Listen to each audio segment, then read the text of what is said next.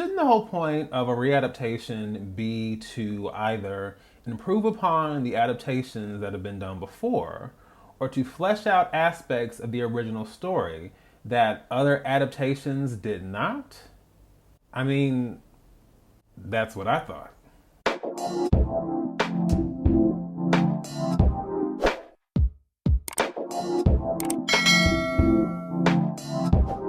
Hey everyone, this is D, Movieman, fellow cinephile, popcorn addict, and emerging film critic, coming to you with reliable recaps, reviews, and reactions. And today I'm coming to you all for the first time in a long time with a movie review. This time for the new adaptation of The Color Purple, directed by Blitz Bazawule, and starring Fantasia Barrino Taylor, Taraji P. Henson, Danielle Brooks, Coleman Domingo, and many more. Story-wise, the film is centered around Celie, a young girl whose world is shaped by rampant cruelty, abuse, and hardships. However, through the unexpected bonds of friendship, sisterhood, and love, she slowly but surely learns to rediscover her joy, her identity, and her voice. So, I'm going to start with the pros. There are so many aspects of this film that pleasantly surprised me. So, to give a little backstory, this is the fourth adaptation of The Color Purple. The original story, of course, was written in 1982 by Alice Walker, which won her the 1983 Pulitzer Prize and National Book Award for fiction. While there are plenty of people who have read the original novel, there are plenty more who are most familiar with the film adaptation made by Steven Spielberg in 1985. That film, of course, went on to be nominated for 11 Academy Awards, winning 0. That was so disrespectful. This new film, however, is mainly an adaptation of the Broadway musical that ran from 2005 to 2008, earning 11 Tony Award nominations in 2006, and winning one for Best Actress in a Musical for LaChanze. Additionally, there was a Broadway revival that opened in late 2015 and ran through early 2017, winning 2 Tony Awards, including Best Revival of a Musical, and Best Actress in a Musical for Cynthia Erivo. So now, here we are in 2023, and I have to start by first saying that I have seen basically every iteration of this story. I have read Alice Walker's novel. I grew up watching the film. My mom surprised me with a special birthday trip to New York City to see The Color Purple on Broadway back in 2006. And now I have officially seen the newest adaptation, and I would like to give a special shout out to Warner Brothers for the invitation to the advanced screening. I was very, very excited for this and very, very thankful to have had the experience. Okay, now that I've gotten through all that backstory and information, on to my actual thoughts about the movie. Now, as I mentioned, this film is directed by Blitz Bazawule. He's a Ghanian filmmaker, author, rapper, singer-songwriter, and the list goes on. And he made his film debut with The Burial of Kojo back in 2018. I do think his direction of this film is what stands out the most to me. Having seen the stage musical, I was really anticipating seeing this on the big screen. Like, what would the real life counterpart, to this look like when I'm so familiar with, the staging and, how it looked, within the confines of a theater. And man, I knew it was going to be spectacular just looking at the trailer because, yes, even just looking at that, I was like, okay, this is a different visual style. This is something that is totally different from what we got before. And with that, I also have to give credit to the cinematography of Dan Laustsen. You all may be familiar with him because of his work on films like Crimson Peak, The Shape of Water, Nightmare Alley, and all of the John Wick films, excluding the first. It definitely distinguishes itself from the more muted, gritty, grounded palette that we got in the 1985 film. And I liked how we got an expanded sense of the culture, the times, the city, the aesthetic of all of that, and I thought it was beautiful. I honestly did. Just the amount of detail put into establishing the town and the people and the culture and the, just the environment overall. It felt alive. It felt rich and just so vibrant and distinct.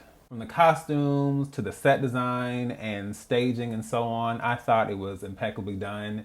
And it would be hard to establish a new vision when so many of us have a very specific image in our heads. But this managed to really set itself apart from what has been done before, and I was really impressed by that.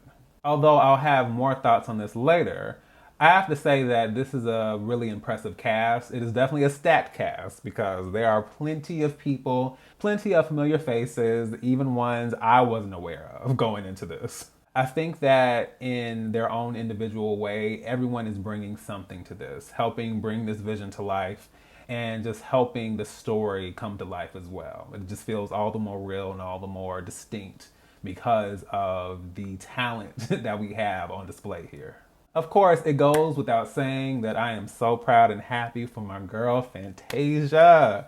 Listen, in like middle school, high school days, watching the third season of American Idol, seeing her win and just seeing her journey past that. I mean, just seeing her career blow up and just always rooting for her, you know, even when she's maybe had a few ups and downs here and there, but I think just seeing her just continue on, I just feel like she is just one of those people who always just radiated good energy. And so, you know, outside of her talent, she just always seemed to be good people, as they say. And although to me, she never really went anywhere, you know, she was still out there touring, you know, still performing and still doing her thing. Although I do know that this is a more mainstream, big budget, you know, holiday season, Oscar season, you know, project.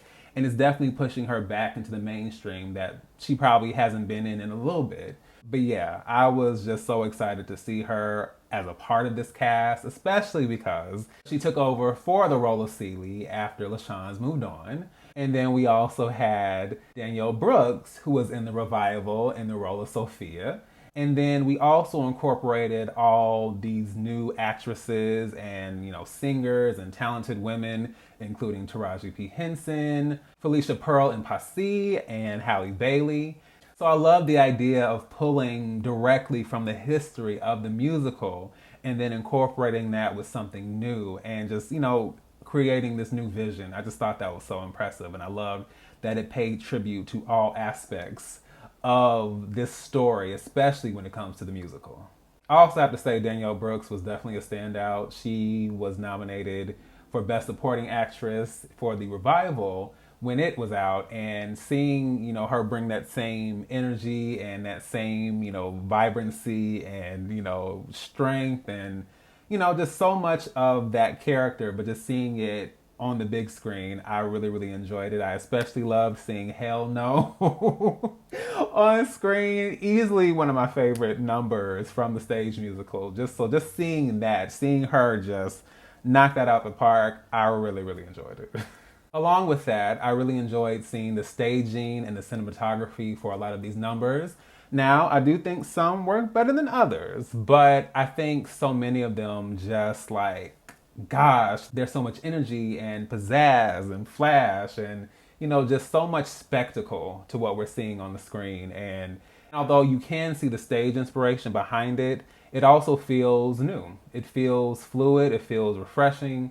And even the instrumentation and the arrangements for the songs, they're a little bit different. It's a little more swing, a little more bluesy. You know, they kind of switch it up a little bit. And given that I'm someone who's very familiar with those songs in one context, it was kind of like, oh, okay. It was an adjustment at first, but it was like, all right. I like infusing this with new energy, and even with what I was familiar with, it was like, let's tweak this a little bit. So actually, I was worried about that, but I think for the most part, that really lended itself to making this such a visceral experience. I mean, just the way we open with Huckleberry Pie and Mysterious Ways, and just seeing that entire sequence, that was the perfect way to open. I mean, that is the way it opens anyway. But just the way it was done, I was like, uh-oh, I think they got me already. I'm telling you, I felt like I was right back in the theater, you know, having that experience all over again. So I thought that was so well done. I enjoyed Push the Button. I enjoyed Miss Celie's Pants. The list goes on, but so many of these numbers definitely took on a new life on the screen, and for obvious reasons, I was very, very grateful for that. All right, now I'm gonna jump over to the cons. I'm not gonna lie. There was a lot I appreciated and enjoyed, but there was also quite a few things that really detracted from the experience. So one thing I've been very vocal about as far as expressing my annoyance is just the conversation and discourse surrounding remakes. I feel like it's the same thing over and over again. Don't mess with the classic. Why can't you leave stuff alone? You know, why do you have to mess with my memories? And I think everyone should just kind of prepare for the fact that most films are going to be remade because Hollywood is going to Hollywood. You know what I'm saying? So I feel like people should not be surprised at this point, but it's kind of the same thing. Is it annoying? Yes. Is there a lack of creativity? Yes. Most of the time, are these films going to be superior to the films that have come before? No. But still. Now, personally, I went into this thinking of it more as a readaptation, an adaptation of the musical, but then also a new adaptation partly of the original story. And that's also not new. But that now brings me to one of my biggest issues with this film, which is that it is not a straightforward adaptation of the musical at all.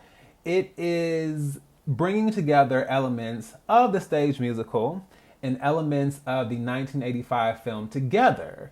So instead of getting one aspect, this new vision of the story, we are instead pulling from a version that's already been done, smashing it together with this other version that's also been done fairly well.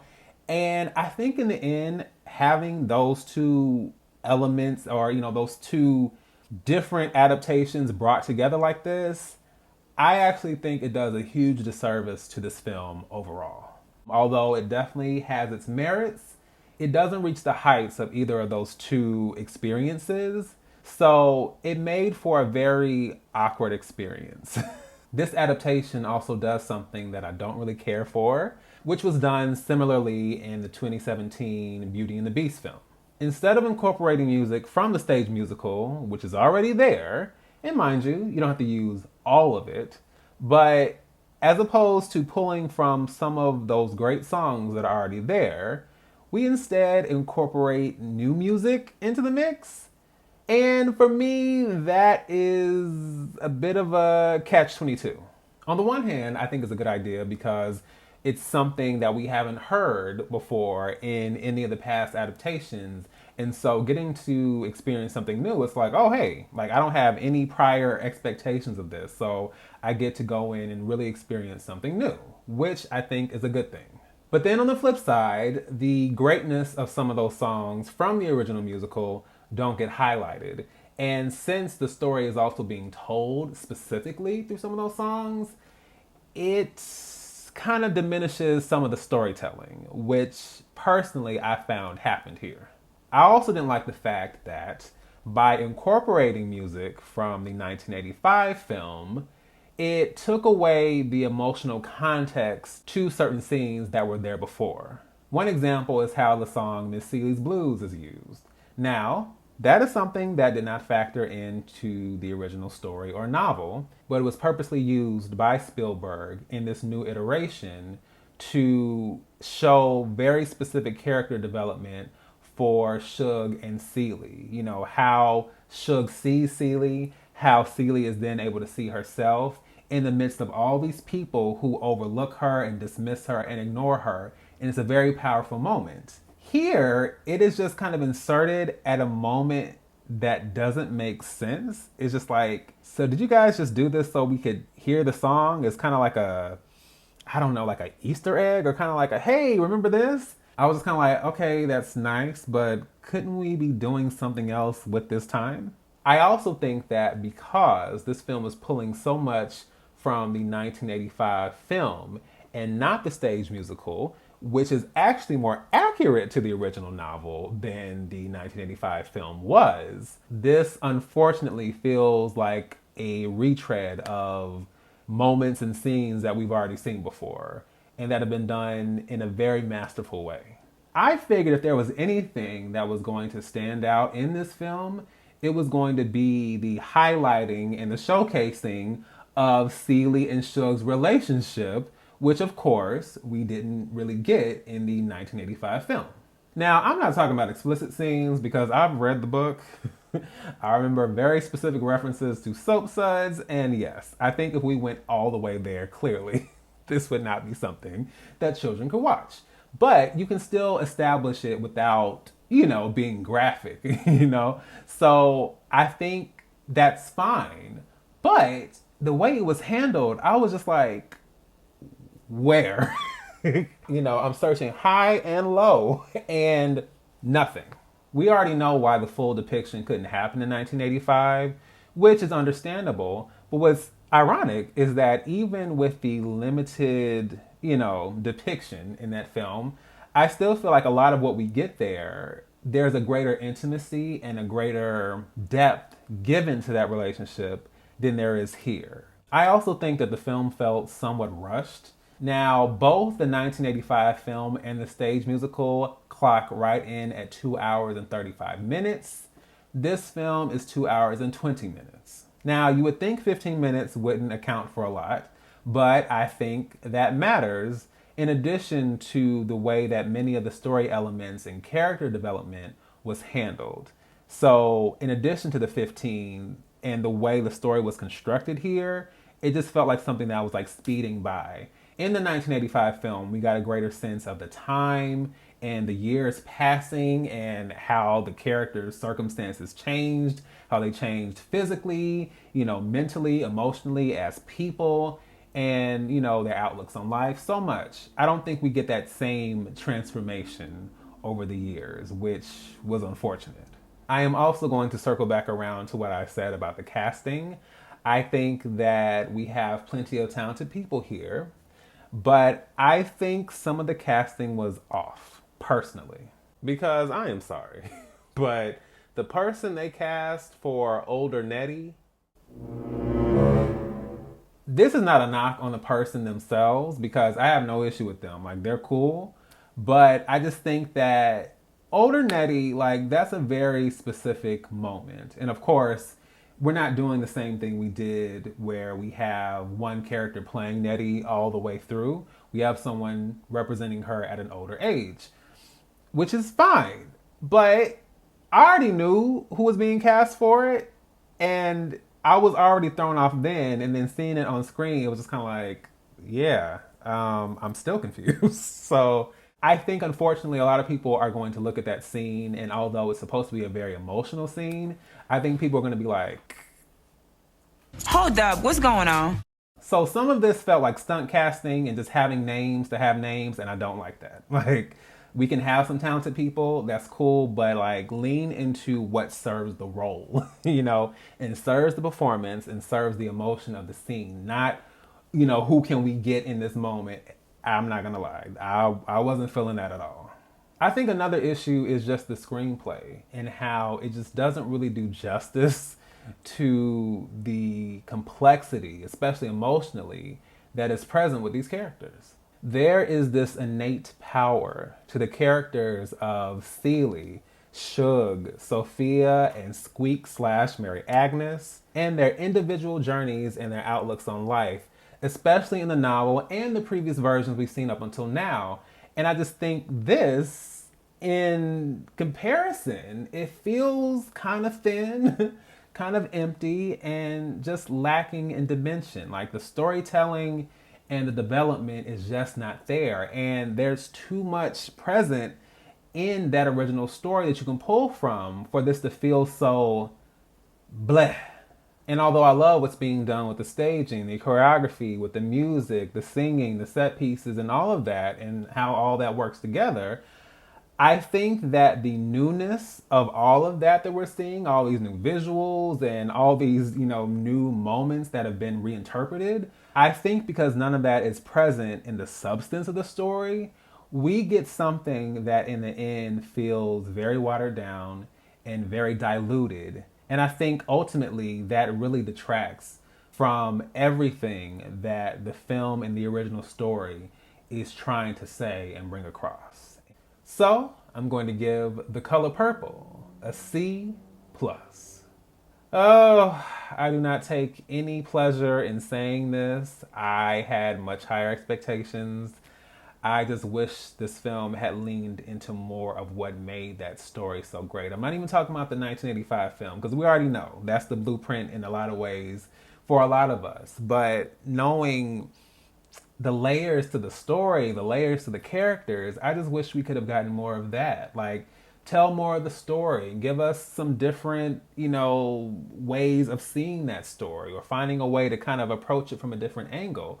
We do that like with the music and, the musical aspects, but everything else is just kind of like, it doesn't pack that emotional punch that you need. And that's something I can definitely say about all the other versions of the story that I've seen personally. So that was probably my biggest frustration. It's just like, you have it all here. You have a great foundation. Just build off of that. And I just don't think this film succeeded in doing that. The Color Purple will be premiering in theaters Christmas Day. You guys are free to check it out. Leave your thoughts below and let me know what you think. So, once again, this is D, Movieman, signing off, and I'll see you with the movies.